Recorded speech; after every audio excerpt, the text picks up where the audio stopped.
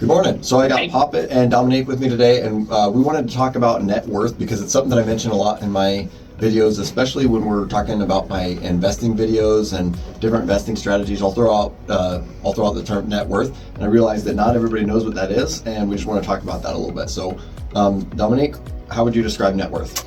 I would describe net worth as if I sold everything that I own and paid off all my debts. What is the amount of money that I walk away with? That's my net worth. Yep, that's a good explanation of it. A little bit more streamlined definition would be if you calculate the value of all of your assets, like house, cash, stock market, anything like that you have, minus all your liabilities, so your debts. So your house might be worth $400,000, but if you have a $300,000 mortgage, you have $100,000 left over, that goes towards your net worth. If you've got cash, stocks, all that stuff, but you have to take away any debts you have student loan, credit cards, any of that. So all of your assets minus all of your liabilities, and hopefully it's in the positives. Like I said. Yeah. So when you hear terms like millionaire or billionaire, what that means is that their net worth is at least $1 million or $1 billion in the case of a billionaire. And so a lot of people think, oh, a millionaire must have millions of dollars in the bank. Generally, no. It's possible, but somebody's a millionaire as soon as they have a net worth of $1 million. And if they're a millionaire, I'm going to venture to guess, this is just me, that they've done some sort of investing, so they probably don't just have a pile of cash somewhere, it's invested, which is how they got there to begin with, would be my thought. Yeah, the most common assets for the most common millionaires is some sort of retirement or portfolio assets, but the number one... Wait, can you guys guess? Put it in the comments.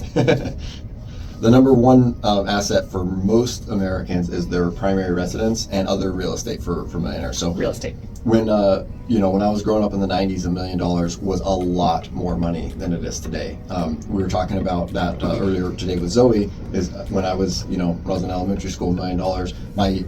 My sister at the time, who's older, bought a entry-level home for $65,000. It was a used home, it was a small home, but it was fine, like an entry-level home for $65,000. That home today is probably worth $300,000 or $350,000. So, a millionaire in the 90s wasn't the same as it was in the 60s, and it's not the same as it is now. It changes a lot.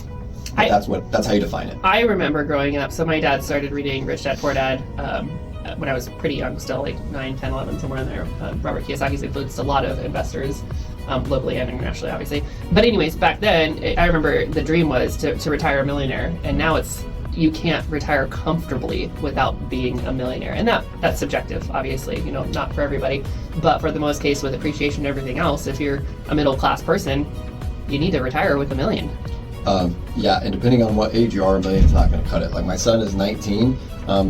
Say he wanted to retire at 60, and hopefully he'll be in a position to do that sooner. But say he wanted to retire at 60.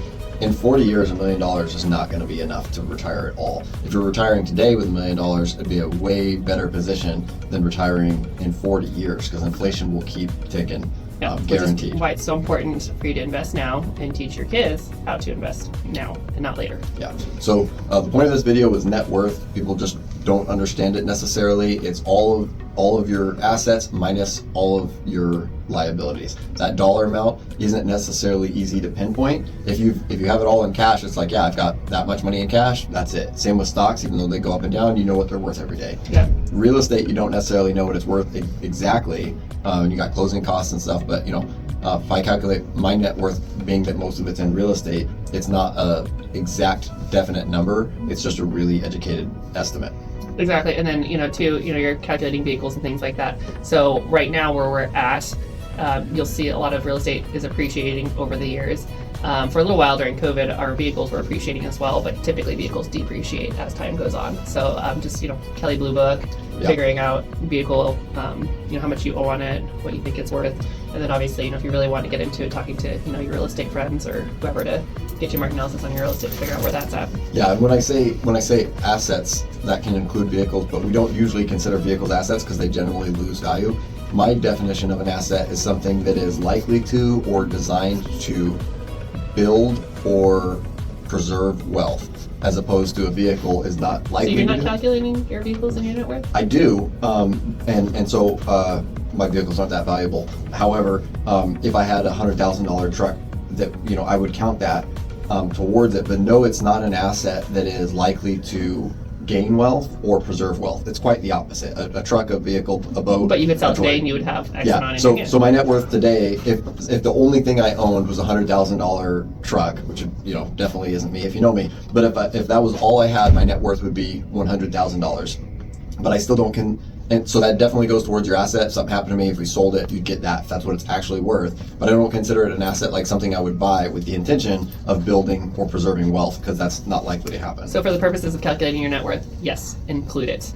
But not for the purposes of building wealth. Don't go buy a $100,000 truck and think that that's going to be a good investment. Unless you're going to take it to go show clients a bunch of homes and sell $1 million in real estate, then it's totally an asset. But you could probably also do that with a $10,000 truck. So while we're on net worth, this is slightly related, but not entirely. And this has been on my mind to talk about for a few days now, or maybe a week or two. I heard this person on the Dave Ramsey show. I think a lot of people will be familiar with it. He talks about personal finance and getting out of debt and stuff. And this caller had called in, and she was in her mid or upper 60s. So to the age that a lot of people want to be retired, or at least pretty close. And she had a home that was pretty valuable, and she owed a little bit of money. I don't remember all the details, but she had $500,000 or $700,000 in equity in this house. So that's what her net worth would be. It'd be that. I think it was 700. We'll go with that for the purpose of the story. And she called in. She's trying to figure out how to get to retirement. She's got all this money in her house, and she had nothing else. She was working a little bit. She had a little bit of income, but she had basically no dollars in her bank account, living paycheck to paycheck, and she had nothing saved in any sort of retirement account or investment account at all. She had nothing to her name except for this house. So whether that was bad planning or bad luck, whatever the circumstance was. There's no such thing as bad luck. Well, we'll see.